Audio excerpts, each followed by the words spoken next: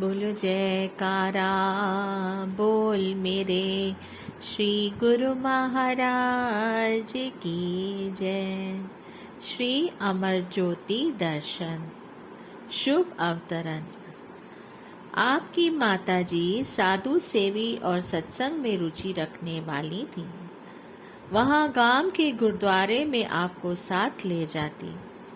आपके शीश पर पतली पतली जटाएं थी।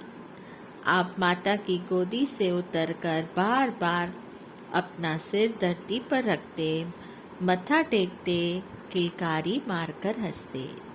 जब आप मुख नीचे कर ऊपर उठाते तो अनायास ही वहाँ बैठे भक्त हृदयों का ध्यान आपकी ओर आकर्षित हो जाता। उस समय ऐसे लगता मानो बादलों की ओट में सूर्य ने अपनी रश्मियों को भूतल पर डालकर उसे प्रकाशमान बना दिया हो। जब कभी माता श्री को गुरुद्वारे में जाने में देर हो जाती तो आप अत्यधिक मचलना शुरू कर देते। शीघ्र ही सब काम छोड़कर स्वयं माताजी या आपकी बड़ी बहन शीला जी आपको उठाकर गुरुद्वारे चली जाती। पिछले जन्मों की तपश्चर्या के अनुरूप ही बाल रूप की लीलाएं निखरने का आनंद मिलता है। गांव की कई स्त्रियां एवं बुजुर्ग आपके घर में आकर कहते, बीबी आप धन्य हैं, आपके घर कोई भगवान का रूप ही आया है। हमारा दिल इसे मिले बिना अधीर रहता है। इसे देखकर लगता है कि मानो जीवन की निधि मिल गई है। कई सुदृढ़ संबंधी आकर कहते कि न जाने क्यों बार बार आपके घर आने को मन करता है। क्यों, कौन से अनोखे लाल ने आपके घर पे जन्म लिया है। घर में पांव रखते ही दिल हर्ष से भर जाता है। माता जी कहती, मुझे क्या मालूम, आप देख लें, क्या जाने किसी संत ने यहाँ जन्म लिया हो। आपकी आयु 2 वर्ष की हुई। आप नियम अनुसार माता जी के साथ गुरुद्वारे जाते, शीश झुकाते, गुणवाणी को सुनने की धुन में ऐसे लय हो जाते कि सब देखते ही रह जाते थे। एक दिन आप अपनी बड़ी बहन के साथ गए। पाठ करने वाले ग्रंथी के पास जब पहुंचे तो किसी को पता ही न चला। दूर से किसी ने आवाज लगाई, बाबा जी अंदर बच्चा कैसे पहुंच गया। बाबा जी चूंकि भक्तिवान रूहें अंतर हृदय से प्रकाशित होती हैं, ने आप पर दृष्टि डाली और पाठ पढ़ते पढ़ते उच्चारण करने लगे, धन निरंकार धन निरंकार धन निरंकार। संगत भी ऊंचे स्वर में बोलने लगी, धन निरंकार।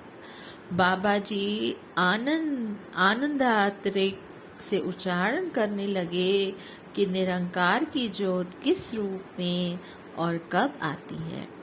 वह अपना रूप प्रकटाती है परंतु जीव समझ नहीं पाते। वे सांकेतिक भाषा में बतला रहे थे कि दिव्य ज्योत ने बालक के रूप में दर्शन दिए हैं। आप अवतारी विभूति हैं। वैदिक नियम अनुसार संसार में यह नियम प्रचलित है कि नाम संस्कारन, अन्न प्राशन, मुंडन संस्कार आदि समय समय पर संबंधियों में पर्व की भांति मनाए जाते हैं। आपके मुंडन संस्कार पर भी संबंधी एवं ग्रामवासी एकत्र हुए। प्राय बालक मुंडन करवाते हुए रोते हैं, परंतु आपका खिलता हंसता हुआ चेहरा सबके दिल में अनोखी प्रसन्नता भर रहा था। पंडित जी ने मंत्र बोला और नाई ने मुंडन आरंभ किया। अचानक ही एक बुजुर्ग के मुंह से निकला, माता इसके सिर से निकलती हर बाल की किरण बतला रही है कि यह साधारण मुंडन नहीं, यह एक संन्यास की क्रिया है।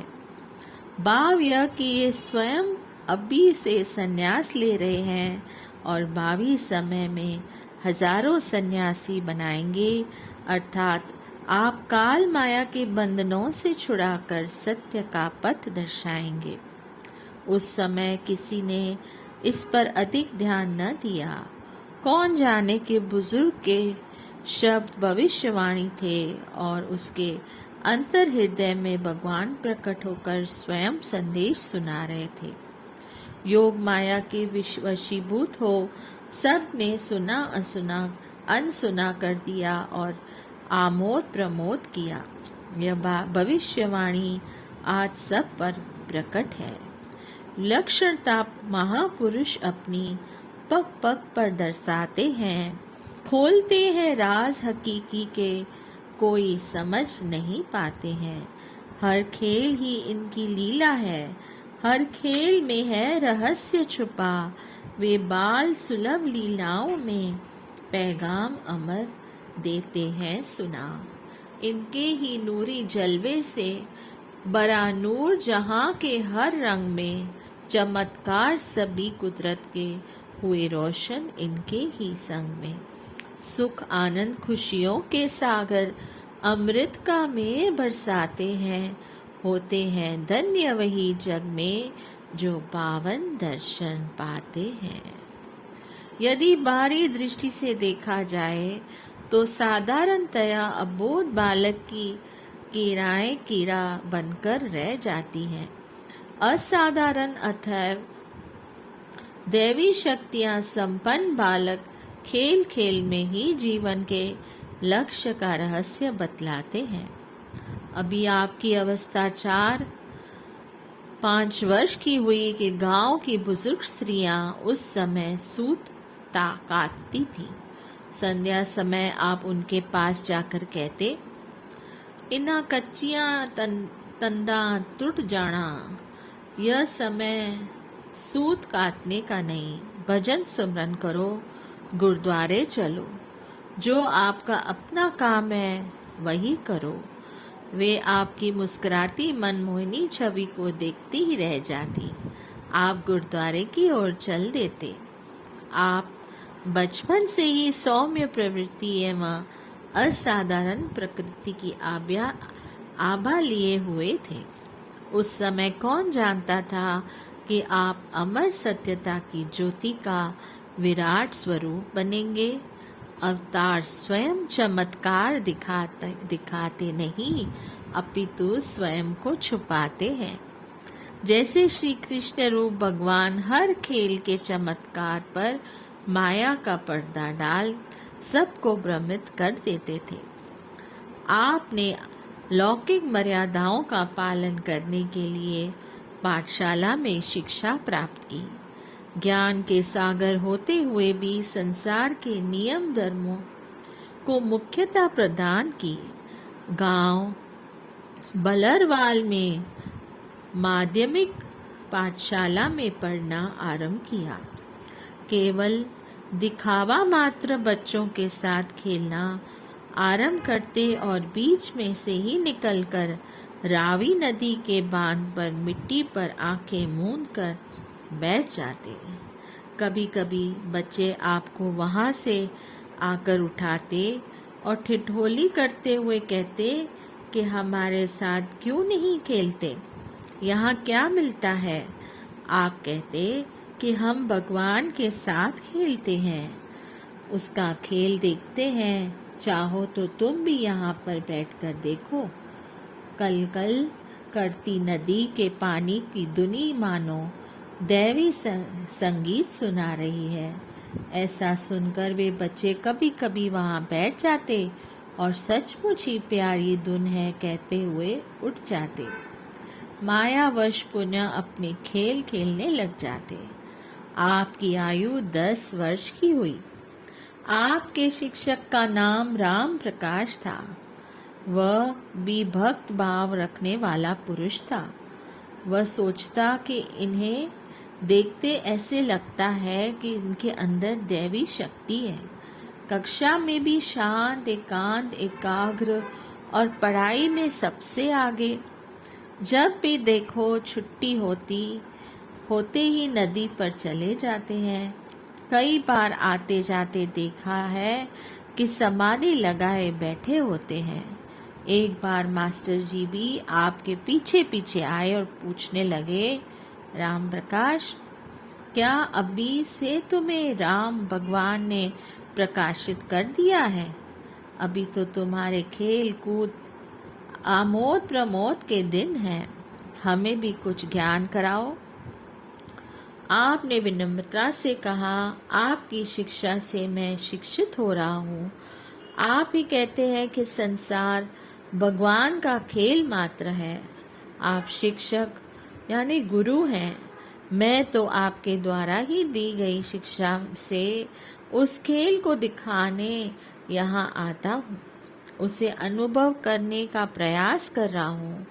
प्रकृति का कण कण उसके दिव्य तेज में ऐसा अनोखा खेल खेल रहा है। चांद, सूर्य, बादल, धूप, छाया, क्या अनोखा खेल है। सब समय में बंधे हुए अपना अपना कर्तव्य निभा रहे हैं।